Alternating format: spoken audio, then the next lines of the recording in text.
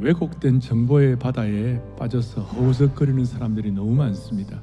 결정적으로 중요할 때에 올바른 선택을 하지 못하게 되니까 영적 기백을 잃어버렸습니다. 어떻게 하면 이 무기력함과 이 우유부단함을 해결할 수 있을 것인가?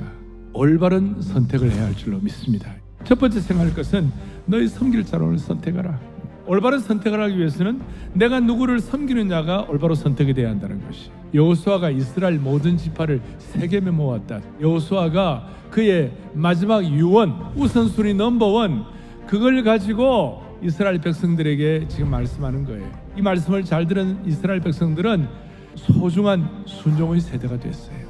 세상 사람들은 마음이 느껴지는 대로, 감정대로 그렇게 선택을 하는 것입니다. 우리 신앙인의 선택은 진리 안에서 올바른 것을 결정하는 능력이에요. 우리가 예수를 믿고 예수님 안에서 행하고 예수님의 은혜를 사모하고 예수님을 순종하겠다고 결심하는 그 순간 우리에게는 올바른 선택을 할 수 있는 길이 열리게 되는 것이에요.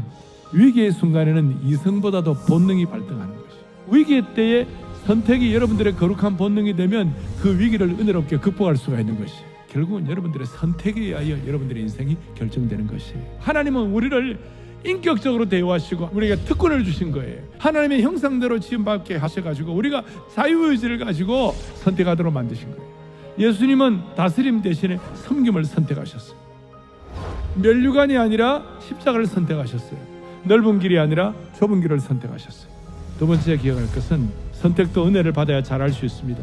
아주 아이러니하고 묘한 함수관계입니다. 선택은 내가 자발적으로 내가 선택해야 되는 동시에 은혜를 제대로 받아야 올바른 선택을 할 수가 있다는 것이에요. 세겜은 이스라엘 백성들에게 놀라운 은혜의 장소였어요. 우리가 제대로 선택을 하기 위해서는 은혜를 받는 장소가 있어야 돼요. 세겜과 같이 구원받은 장소, 사명받은 장소, 은혜가 축적된 장소가 있어요.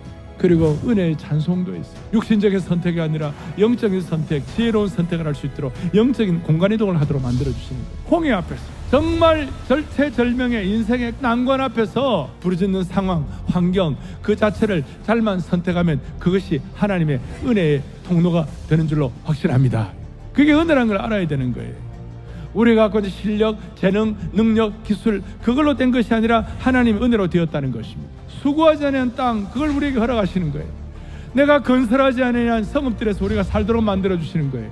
심지어 심지 아니한 포도원과 감람원의 열매를 우리에게 주시는 그것이 얼마나 큰 은혜인지, 이런 은혜에 대한 깨달음과 각성 이런 것이 있어야 계속 선택을 제대로 할 수 있다는 것입니다. 진짜 은혜는 우리로 하여금 올바른 선택과 올바른 행동을 하게 하는 것입니다. 너희가 나를 택한 것이 아니요 내가 너희를 택하여 세웠다. 최고의 선택은 하나님이 우리를 선택해 주신 것이 최고 수준의 은혜의 선택이라는 것을 믿으셔야 되는 것이에요. 하나님이 우리를 선택하는 것이 최고의 선택인 것처럼 나와 내 집이 하나님을 선택하는 것이 인생 최고의 선택인 줄로 확신합니다. 우리가 올바른 선택하기 위해 우리가 뭘 해야 합니까? 양다리 걸치기식의 신앙을 처리해야 합니다. 두 마음을 품어 정함이 없는 것은 선택이 아니에요. 신앙은 중용이 아니고 선택이에요. 선택을 잘하면 선한 영향력이 자기 자신뿐만 아니라 주위를 새롭게 하는 것이에요. 올바른 선택을 하면 하나님이 책임져 주는 인생이 되는 것입니다. 오늘 이 귀한 선택을 통해 여러분 생애가 복되시기를 바랍니다.